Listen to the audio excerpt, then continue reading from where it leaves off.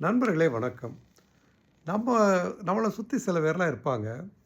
எப்போ பார்த்தாலும் அவங்க தற்பெருமை பேசிக்கிட்டு, அதை தவிர வேறு எதையும் பேசாமல் அவங்கள ஒரு பெரிய ஆளுங்கிறத நிறுவறதுலேயே குறியாக இருப்பாங்க.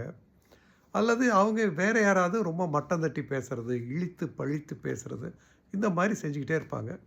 இவங்களெல்லாம் பார்த்தாலே நமக்கு ரொம்ப எரிச்சலாக வரும்.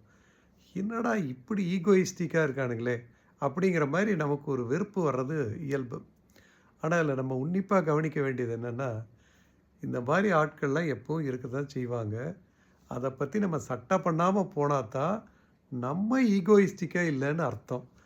மற்றவனை பார்த்து அவன் பெரிய ஈகோயிஸ்டிக்காக இருக்கான்னு நம்ம சொன்னோம்னா, நம்மளுடைய ஈகோ அங்கே அது இட் இஸ் அண்டர் ஒர்க்குங்கிறத நம்ம தெரிஞ்சு நாமளே ஈகோயிஸ்டிக்காக தான் இருக்கோன்னு நம்ம புரிஞ்சுக்கணும். அப்போ அவன் வழி அவனுக்கு, நம்ம வழி நமக்குன்னு கண்டுக்காமல் போகிறவன் தான் உண்மையாலும் ஈகோ அற்றவன் என்பதை நாம் உணர்ந்து தெளிந்து அதன் போல் இருக்க முயற்சிக்கணும். நன்றி.